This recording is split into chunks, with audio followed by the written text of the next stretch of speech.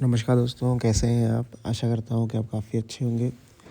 हमारे इस सरकारी कर्मचारी हब में आपका हार्दिक स्वागत है।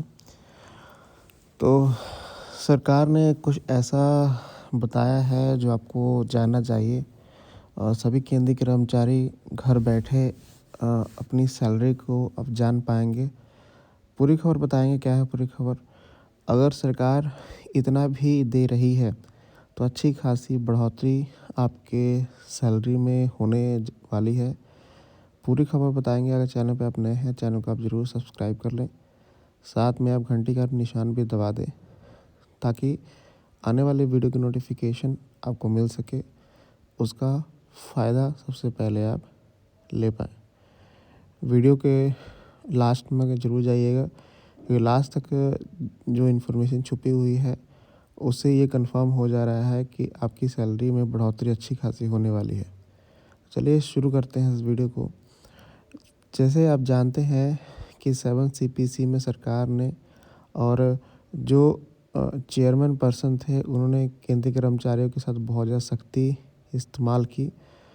और सख्ती इस्तेमाल करने का मतलब ये था क्योंकि उस टाइम डीए जो था डीए बहुत ज़्यादा था, लेकिन बढ़ोतरी सरकार ने बहुत कम दी थी, इसलिए इतनी सैलरी बढ़ पाई थी। जैसे अपनी स्क्रीन पे आप देख पा रहे होंगे 7 पे कमीशन का एक डाटा। चलिए हम 8 सीपीसी की तरफ बढ़ते हैं क्योंकि हमारा फ्यूचर जो है 8 सीपीसी है और कितनी सैलरी यहाँ पर बढ़ने वाली है। ये देखिए, ये बहुत आसान है, आप अपने आप से भी यहाँ पर निकाल सकते हैं क्योंकि आपको ये कंफर्म हो चुका है कि जनवरी में आपका जो डीए है वो 60% होने वाला है। कोई कंफर्म है, इसको कोई झुकला नहीं सकता, बिल्कुल कंफर्म है कि डीए 60% हो जाएगा। अब हमने कैलकुलेशन कैसे करना है, क्योंकि जब हम कैलकुलेशन करते हैं तो क्योंकि ये कंफर्म है, क्योंकि पिछली बार सरकार ने देखिए 6 सीपीसी में सरकार ने कितनी बढ़ोतरी दी थी और 7 सीपीसी में 14.2 की बढ़ोतरी दी थी, क्योंकि उस टाइम डीए बहुत ज़्यादा हाई चल रहा था। लेकिन इस बार डीए कम चल रहा है तो आपकी बढ़ोतरी 30% के आसपास ली जा रही है। 30% सरकार बढ़ोतरी देने वाली है। अगर सब कुछ हम डाटा में भरते हैं, अपनी स्क्रीन पे आप देख पा रहे होंगे, जब हम सब कुछ यहाँ पर डाटा में भरते हैं तो कितना यहाँ पर हमारा फिटमेंट फैक्टर निकल रहा है, कितना हमारा जो है सैलरी निकल रही है, हम चलिए देखते हैं। चलिए हम इसको कैलकुलेट कर लेते हैं आपके सामने ही। अब 1/1/2026 से जो डीए है वो 60% है, अपनी स्क्रीन पे आप देख पा रहे होंगे। जैसे कैलकुलेशन में हम बेसिक को 100% मान लेते हैं, डीए प्लस बेसिक। जब डीए 60% है, बेसिक हमारा 100% है, तो कितना हो गया 160, ठीक है।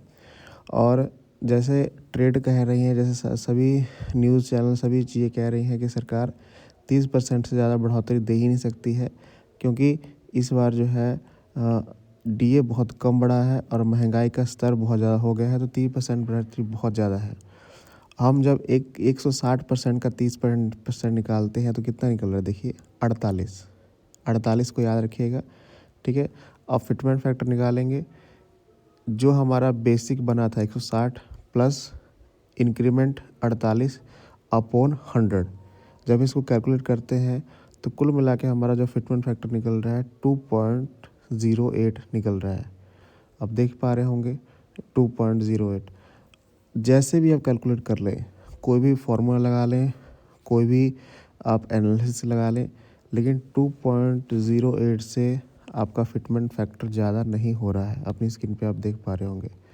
तो इसलिए सरकार यहाँ पर कह रही है कि कितना यहाँ। अब चलिए हम इसको सैलरी पे कन्वर्ट करते हैं। अपनी स्क्रीन पे आप देख पा रहे होंगे, क्योंकि आप सभी जानते हैं, जैसे सरकार ने काफ़ी बार कहा है कि 8 सीपीसी का प्रभाव जो होगा 1 तारीख से ही चालू हो जाएगा, मतलब 1/2/26 से चालू हो जाएगा।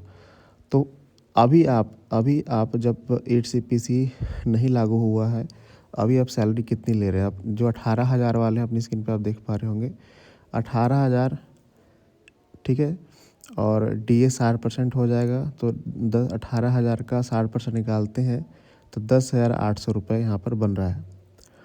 अब यहाँ पर टीपीए जो हमारा निकलता है, टीपीए निकाल लेंगे। यहाँ पर आपका 10% निकाल लेंगे तो कितना बना यहाँ पर 1440 रुपये। इस टाइम की बात कह रहा हूँ, 7 CPC की बात कह रहा हूँ। HRA हमने कम लिया है, 10% लिया है, तो 10% का 18,000 का निकालें तो 1,800 रुपये। तो हम अभी जनवरी जब लागू नहीं होगा तो 32,040 रुपये आम जिसकी 18,000 सैलरी है वो ले रहा होगा। ये कंफर्म है, इतनी सैलरी आप ले रहे होंगे। अब हम दूसरी तरफ बढ़ते हैं। हम दूसरी तरफ जब जाते हैं, जब हम 8 CPC को देखते हैं, उसमें बहुत ज़्यादा झोल नहीं है, सब सिंपल सा कैलकुलेशन है। अपनी स्क्रीन पे आप देखिए, आप सभी जानते हैं DA बिल्कुल 0 हो जाएगा। और जो हमने फिटमेंट फैक्टर निकाला था, कितना फिटमेंट फैक्टर निकाला था 2.08। हमने सिंपल सा बेसिक को 18,000 को 2.08 से गुना कर देना है। जब हम गुना करते हैं तो हमारा बेसिक कितना निकल के आता है 37,480 रुपये।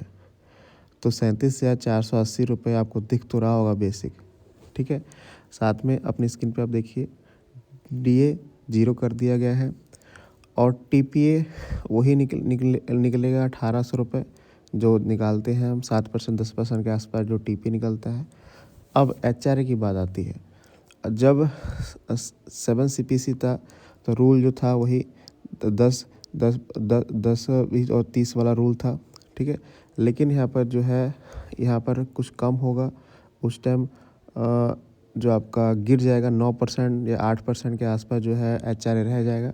उसके हिसाब से वह निकालें तो यहाँ पर 2,995 रुपये आपका HRA बन रहा है।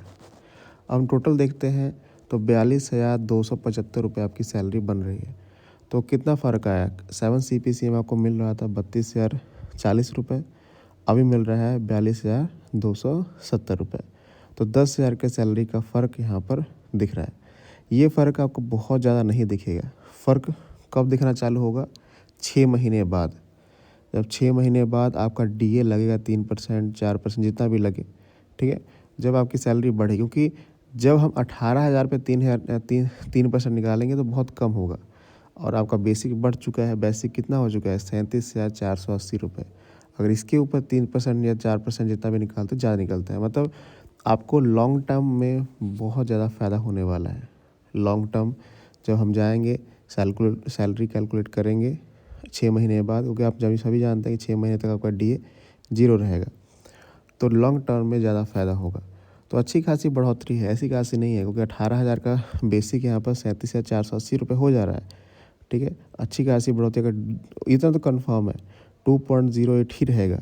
इससे ज़्यादा सरकार कुछ भी दे, लेकिन ये आप दिमाग में बैठा लें कि 2.08 रहने वाला है।